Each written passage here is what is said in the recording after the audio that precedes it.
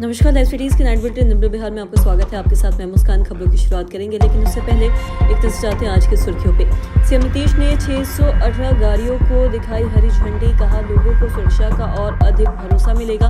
राजद की बैठक में तेजस्वी का जगदानंद सिंह पर बड़ा ऐलान। राजद के नए प्रदेश अध्यक्ष मंगनी लाल मंडल की ताजपोशी। महागठबंधन के सीएम फेस पर कंफ्यूजन नहीं, बोले कृष्ण अल्लावारू। जमाई आयोग पर चिराग ने तेजस्वी को दिया करारा जवाब। कार्तिकेय शर्मा ने एसएसपी का पद संभालते ही बोले अब कोई बख्शा नहीं जाएगा। पटना में हाई कोर्ट के जज और मंत्री आवास के बीच चली गोली। वैशाली में दर्दनाक हादसा। सिपाही भर्ती परीक्षा पेपर लीक मामले में ईडी की छापेमारी। पूरे बिहार में भारी बारिश का अलर्ट। अब खबरें विस्तार से। मुख्यमंत्री नीतीश कुमार ने आज एक अन्य मार्ग स्थित मुख्यमंत्री आवास परिसर से बिहार पुलिस के लिए खरीदे गए 520 4 पहिए और साथ ही 98 2 पहिए वाहनों का लोकार्पण किया है। तो वहीं उन्होंने हरी झंडी दिखाकर सभी वाहनों को रवाना किया और उसके पहले मुख्यमंत्री ने सभी वाहनों का निरीक्षण किया और अधिकारियों से उनकी कार्य प्रणाली की भी जानकारी भी ली। बता दें कि मुख्यमंत्री ने ये कहा है कि राज्य की कानून व्यवस्था को बेहतर बनाए रखने के लिए लगातार प्रयास किए जा रहे हैं। तो वहीं इन नए वाहनों से पुलिस की कार्यक्षमता और दक्षता में वृद्धि होगी, जिससे आम लोगों को सुरक्षा का और अधिक भरोसा मिलेगा और साथ ही साथ आधुनिक संसाधनों से लैस पुलिस बाल कानून व्यवस्था को और बेहतर ढंग से संभाल पाएगा। बता दें कि कार्यक्रम की शुरुआत में डीजीपी विनय कुमार ने मुख्यमंत्री को एक पौधा भेंट कर उनका स्वागत किया और उप मुख्यमंत्री सम्राट चौधरी विजय कुमार सिन्हा भी मौजूद थे। राजद राज्य परिषद की बैठक में गुरुवार को नेता प्रतिपक्ष तेजस्वी यादव ने पार्टी के पूर्व प्रदेश अध्यक्ष जगदानंद सिंह के लिए बड़ी मांग की और उन्होंने ये भी कहा है कि लालू यादव के सामने ही मंच से प्रदेश अध्यक्ष के रूप में मंगनी लाल मंडल के नाम की औपचारिक घोषणा के बाद उन्हें बधाई दी। साथ ही जगदानंद सिंह के लिए कहा है कि जल्द ही राष्ट्रीय अध्यक्ष का चुनाव होना है और ऐसे में हम अपने राष्ट्रीय अध्यक्ष लालू यादव से चाहेंगे कि वो जगदानंद सिंह को भी राष्ट्रीय स्तर की जिम्मेदारी दे। और पटना के ज्ञान भवन में राजद की राज्य परिषद की बैठक में नेता प्रतिपक्ष तेजस्वी यादव ने यह भी कहा है कि नीतीश सरकार पर जोरदार हमला बोला और उन्होंने ये भी कहा है कि नीतीश कुमार अचेत अवस्था में है। वहीं लालू यादव ने भी हर हाल में तेजस्वी को सीएम बनाकर रहेंगे। राजद के नए प्रदेश अध्यक्ष मंगनी लाल मंडल की ताजपोशी हो गई है। बता दें कि प्रदेश अध्यक्ष बनते ही मंगनी लाल मंडल एक्शन में आ गए हैं और नीतीश कुमार को लेकर कई बड़े आरोप भी लगाए गए हैं और उन्होंने कहा है कि नीतीश कुमार अति पिछड़ों के दुश्मन हैं। तो वहीं नीतीश कुमार ने अति पिछड़ों के नेताओं को मारा है। वहीं तेजस्वी को लेकर भी ऐलान कर दिया है और कहा है कि आने वाले चुनाव में तेजस्वी को सीएम बनाकर रहेगी। तो वहीं तेजस्वी के साथ बिहार की यात्रा भी करेंगे।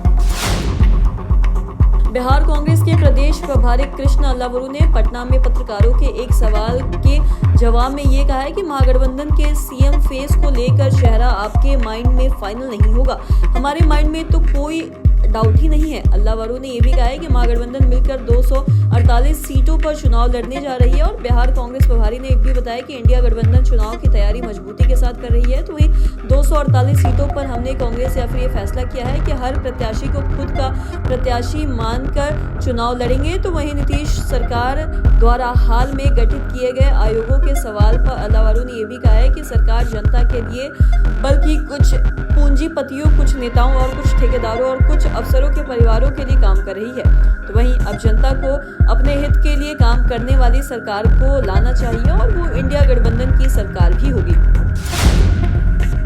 तेजस्वी के बयान पर चिराग पासवान ने पलटवार करते हुए ये कहा है कि मेरी प्राथमिकता अलग है। कुछ लोग नहीं चाहते कि बिहार में विकास पर चुनाव लड़ा जाए, तो वो लोगों को भड़काकर मुद्दों से भटकाना चाहते हैं। यदि सवाल करना ही है तो प्रधानमंत्री से ये पूछिए कि आपने ये वादा किया था वह हुआ या नहीं। लेकिन जब कोई जवाब देने की स्थिति में नहीं होता है तब वह विश्वांतर करता है। तो चिराग ने ये कहा कि प्रधानमंत्री का हर दौरा बिहार के विकास के लिए एक नए अध्याय की शुरुआत करता है। तो वहीं हमें गर्व है कि प्रधानमंत्री की प्राथमिकताओं में बिहार सबसे ऊपर है और हर बार जब वह बिहार आते हैं वह राज्य को हजारों करोड़ की सौगात देकर जाते हैं। तो वहीं जो धरातल पर नजर आती है सिर्फ कागजों में नहीं रहती है।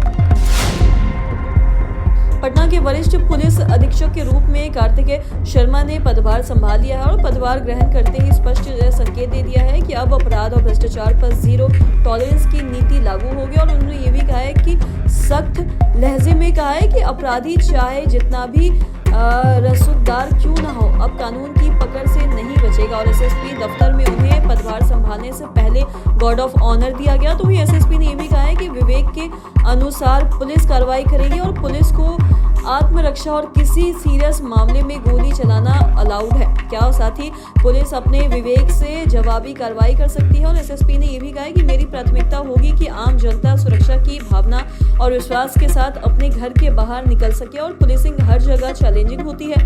मैं यहाँ अपराध रोकथाम पर काम करूंगा और मेरी पहली प्राथमिकता यही होगी कि यहाँ अपराध नहीं हो और विशेष ध्यान इसी पर होगा।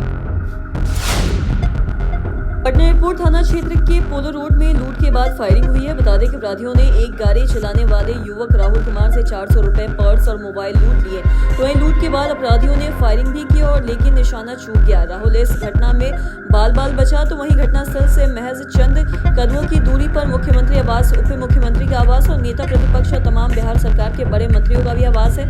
हाईकोर्ट के जज और बिहार सरकार के मंत्री अशोक चौधरी की बाउंड्री के बीचों बीच सड़क पर फायरिंग हुई है। वैशाली जिले के चांदपुरा थाना क्षेत्र के जहांगीरपुर गांव में एक दर्दनाक हादसा हुआ और एक ही परिवार के 3 लोगों की कुएं में डूबने और साथ ही दम घुटने से मौत हो गई और इस घटना से पूरे गांव में कोहराम मच गया है। बता दें कि घटना उस समय हुई जब बिंदेश्वर रॉय खेत में काम करने के बाद घर के पास कुएं पर बनी चचरी पर आराम करने बैठे थे। तो अचानक चचरी टूटने से वह कुएं में गिर गए। उन्हें बचाने के लिए उनके दोस्त रस्सी के सहारे कुएं में उतर गए और हालांकि कुएं में मौजूद जहरीली गैस के कारण तीनों का दम घुट गया और साथ ही मौत हो गई। वहीं बता दें कि लोगों ने बताया कि 40 साल पुराने इस कुएं की 15 सालों से सफाई नहीं हुई थी, जिससे गैस की दुर्गंध निकल रही थी और ग्रामीणों ने कड़ी मशक्कत के बाद तीनों शवों को कुएं से बाहर निकाला। सिपाही भर्ती में हुए पेपर लीक मामले में प्रवर्तन निर्देशालय ईडी ने बिहार, झारखंड, उत्तर प्रदेश और साथ ही पश्चिम बंगाल में एक साथ छापेमारी की और मनी लॉन्ड्रिंग के तहत दर्ज इस मामले में ईडी की यह बड़ी कार्रवाई है। तो वहीं इस सर्च ऑपरेशन के तहत बिहार और झारखंड में कुल 11 ठिकानों पर छापेमारी हुई है और पटना में डॉक्टर शिव नामक एक आरोपी के ठिकाने पर और झारखंड की राजधानी रांची में सिकंदर प्रसाद यादवेंद्र के आवास पर छापेमारी की और बताया जा रहा है कि यह सभी लोग सिपाही भर्ती घोटाले से सीधे तौर पर जुड़े हुए हैं। तो वहीं इस कार्रवाई में ईडी का नजर उस गैंग पर है जो इस पेपर लीक कांड में बड़े स्तर पर शामिल रहा है और इस गैंग का सरगना संजीव मुखिया बताया जा रहा है। तो इसके कई रिश्तेदारों के यहाँ भी सर्च ऑपरेशन हुआ और वहीं ईडी ने पटना जिले के दानापुर स्थित एक अपार्टमेंट में छापेमारी की और उसे सील कर दिया है। यह फ्लैट इंजीनियर सिकंदर प्रसाद यदुवंशी का बताया जा रहा है। बिहार में अब मानसून पूरी तरह से एक्टिव हो चुका है। तो वहीं राज्य के अधिकांश जिलों में बारिश हो रही है। बता दें कि आज राजधानी पटना, औरंगाबाद और जहानाबाद में बारिश हुई और सभी 38 जिलों में बारिश की संभावना है। तो वहीं मौसम विज्ञान केंद्र ने 25 जिलों में ऑरेंज और 13 जिलों में येलो अलर्ट जारी किया है। मौसम विभाग का कहना है कि अगले 24 घंटों में राज्य के कई हिस्सों में भारी बारिश हो सकती है। वहीं अगले 1 से 2 दिनों में कैमूर, रोहतास, औरंगाबाद भारी बारिश होने की संभावना है। तो वहीं इन जिलों में 50 किलोमीटर की रफ्तार से हवा चलने का भी अलर्ट जारी किया गया है। तो वहीं बारिश के कारण अधिकतम तापमान में गिरावट दर्ज की गई है और अधिकतम तापमान में 3 से 4 डिग्री सेल्सियस तक की भी कमी आई है। तो आज के इस वीडियो में इतना ही। अगर आपने तो हमारे चैनल को सब्सक्राइब नहीं किया तो तुरंत कर लिए, साथ ही हमारे फेसबुक पेज को लाइक करें। वीडियो देखने के लिए आपका धन्यवाद।